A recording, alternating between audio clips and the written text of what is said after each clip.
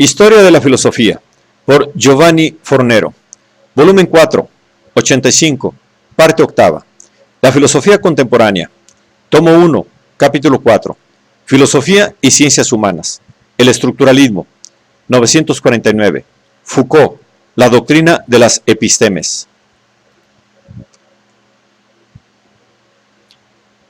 Foucault parte de la observación de que en una cultura el lenguaje, los esquemas perceptivos, los intercambios, las técnicas, los valores, etc., están gobernados por determinados códigos que regulan los órdenes empíricos en los cuales los hombres viven.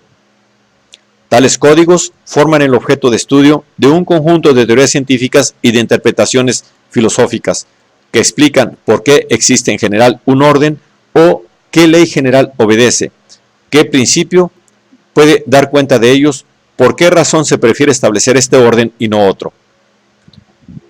Situada en una zona mediana entre los códigos ordenadores y las reflexiones sobre el orden, encontramos, en fin, la experiencia desnuda del orden y de sus modos de ser, o sea, una serie de infraestructuras mentales y de reglas implícitas que son anteriores, además de menos dudosas, respecto a las palabras y a las teorías que intentan darles una forma explícita o un fundamento filosófico. La arqueología de Foucault se propone, en efecto, sacar a la luz algunas infraestructuras mentales, o sea, el campo epistemológico o la episteme, en el cual se mueven los conocimientos, entendiendo por epistemes el conjunto de las parrillas conceptuales, inconscientes y anónimas que están en la base de los múltiples conocimientos de una cierta época, de los cuales constituyen el fondo común. Obviamente, advierte el filósofo, una investigación de tipo arqueológico no entra en la historia de las ideas o de las ciencias. Es más bien un estudio que intenta encontrar aquello a partir de lo cual han sido posibles conocimientos y teorías, en base a qué espacio de orden se ha constituido el saber, sobre el fondo de qué a priori histórico y en el elemento de qué positividad pudieran aparecer ideas, constituirse ciencias, reflejarse experiencias en filosofías, formarse racionalidades.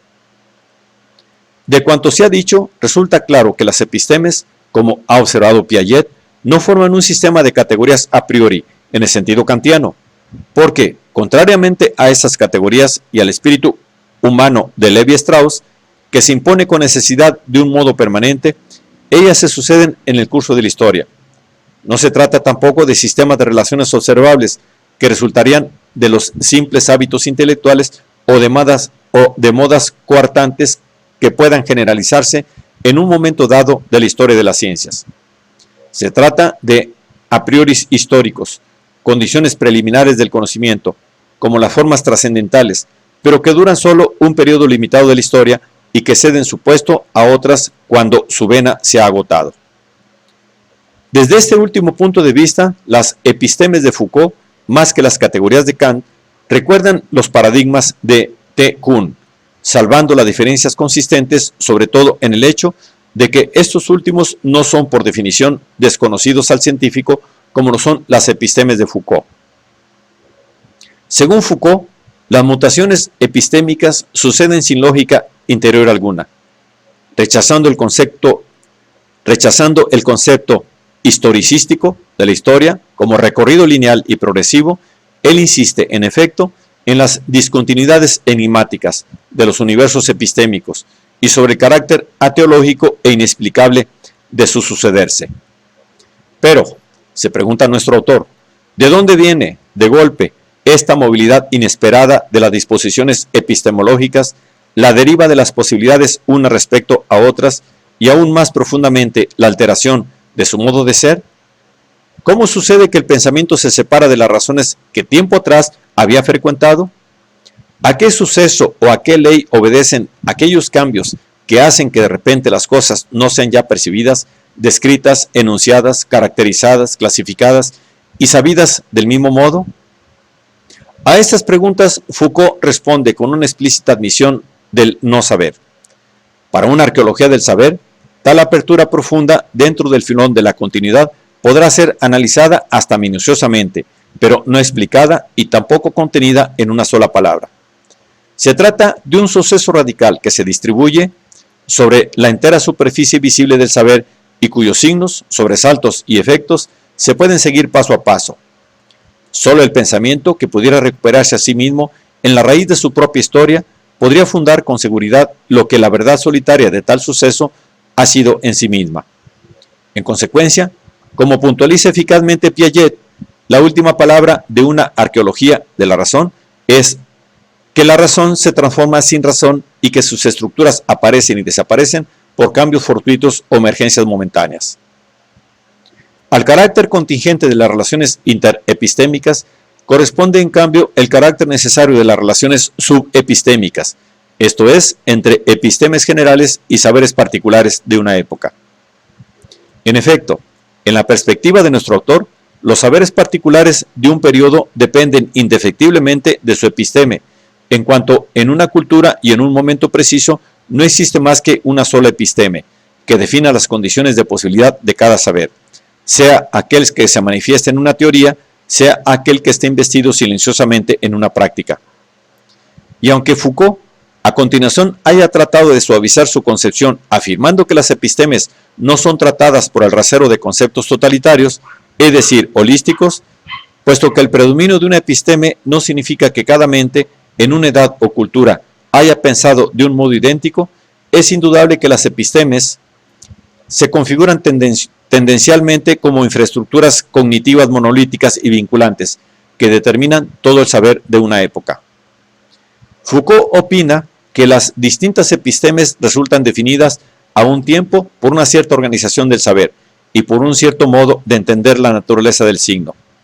En otros términos, en cada episteme subyace una determinada semiología y un determinado modo de entender la relación palabras-cosas, como sugiere el título de la obra.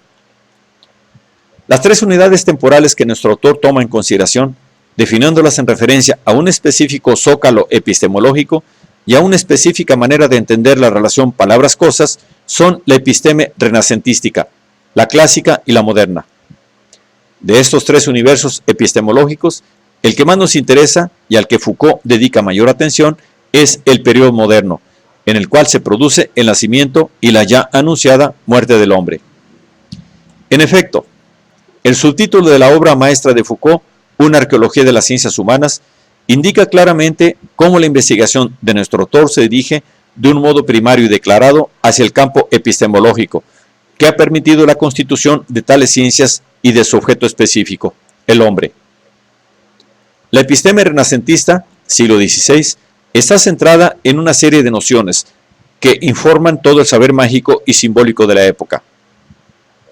Amida, Agelitas, Contractus, Consensus, Matrimonium, Societas, Pax Eximilia, Consonantia, Concertus, Continuum, Paritas, Proportio, Similitudo, Conjuntio, Cópula. Las principales figuras que guían tal saber de la semejanza son la conveniencia, la emulación, la analogía y las simpatías.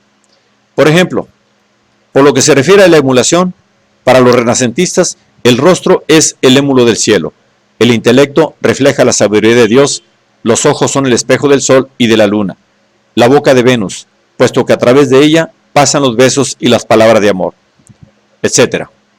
Así, por lo que se refiere a la analogía, las 7 aberturas de la cara reproducen los 7 planetas del cielo. Los huesos son las rocas del paisaje humano. La vejiga es un mar en miniatura. Ese saber de la semejanza, en virtud del cual la naturaleza de un animal se saca de su forma externa y los signos que indican o miden las riquezas, las monedas, tienen también ellos un valor real. Forman un todo con una semiología general de la esperanza y de la identidad. Todo es así que en el interior de la disposición renacentista del saber, la relación entre el signo y lo designado no constituye en absoluto un problema. Es más, los renacentistas piensan que palabras y cosas poseen un mismo estatus ontológico. Durante el siglo XVI, el lenguaje no es un sistema arbitrario. Está depositado en el mundo y al mismo tiempo forma parte de él, puesto que las cosas mismas ocultan y manifiestan su enigma bajo la forma del lenguaje. Puesto que las palabras se proponen a los hombres como cosas para descifrar. En efecto, si bien después de Babel se ha perdido la semejanza absoluta, no por esto el lenguaje ha dejado de servir de sede de la apertura del ser. Si el lenguaje ya no se asemeja inmediatamente a las cosas que nombra, no por esto está separado del mundo. Continúa, bajo forma distinta, siendo el lugar de las revelaciones y perteneciendo al espacio en el cual la verdad al mismo tiempo se manifiesta y se enuncia. A la episteme renacentista la sucede, en cierto momento, la clásica de Descartes, hasta el final del siglo XVIII. Como símbolo de la crisis renacentista, Foucault elige un documento literario de primer orden, el Don Quijote de Cervantes. En efecto, en las imaginarias aventuras del héroe español, que se propone verificar si las palabras escritas en los libros de caballería encuentran una adecuada correspondencia en las cosas, nuestro autor ve la encarnación misma del declive de la semiología especular del Renacimiento. Don Quijote traza el negativo del mundo del Renacimiento. La escritura ha dejado de ser la prosa del mundo. Las semejanzas y los signos han desatado su antiguo acuerdo. Las similitudes decepcionan, inclinan a la visión y al delirio. Las cosas permanecen obstinadamente en su irónica identidad. Son solamente aquello que son. Las palabras vagan a la aventura, despojadas de contenido, despojadas de semejanza que las llene. Ya no marcan las cosas, duermen entre las páginas de los libros en medio del polvo. Con la episteme clásica, que tiene su manifiesto programático en las reglas de Descartes, el cosmos renacentista y precientífico de la semejanza lo suplantan el mundo científico del orden, en el cual una cosa es conocida cuando se ha establecido las relaciones entre su representación y la de las otras cosas. De ahí el ideal de la mátesis, entendida como plano de ordenabilidad del mundo a través del sistema de la identidad y de la diferencia. Un modo que informa la gramática general, la biología y el análisis de las riquezas. A este ideal del saber como orden y mátesis corresponde una semiología en la cual la relación entre signo y contenido no está garantizada en el orden de las cosas mismas. En efecto, puntualiza Foucault, la relación del significante con el significado se sitúa ahora en un espacio en el cual ninguna figura intermedia garantiza ya su encuentro. Es internamente al conocimiento el nexo establecido entre la idea de una cosa y la idea de otra. Aún presuponiendo una ruptura de principio entre signo y cosas designadas, la episteme clásica alimenta, con todo, una confianza de fondo en la verdad de la representación, en cuanto sistema ordenado de signos interconectados. El decaer de esta confianza coincide con la crisis epistémica de la Edad Clásica, crisis que encuentra sus encarnaciones típicas en la obra literaria de Sade y en la filosofía de los ideólogos. Como se ve, Foucault sigue haciendo un uso emblemático de los autores y movimientos. En efecto, en la experiencia desordenada de Justine y Juliette, se da una corrosión de la superficie de la representación a favor de la explosión caótica de todos los deseos, incluso los más oscuros y violentos. Tal vez Justine y Juliette, ante el nacer de la cultura moderna, están en la misma posición que el Don Quijote, entre Renacimiento y Clasicismo. El héroe de Cervantes, leyendo las relaciones entre mundo-juego de la semejanza, castillos de las cantinas y damas en las campesinas, se aprisionaba sin saberlo en el mundo de la pura representación. Pero en el momento en que tal representación no tenía como ley más que la similitud, tenía que aparecer inevitablemente bajo la forma irrisoria del delirio. Los personajes de Sade le responden desde el otro lado de la edad clásica, o sea, en el momento del declive. No se trata ya del triunfo irónico de la representación sobre la semejanza, es la oscura violencia repetida del deseo que llega a golpear en los límites de la representación. Si Juliette es la última de las narraciones clásicas, la ideología que intenta recuperar en la forma de la representación toda la realidad circundante es la última de las filosofías clásicas.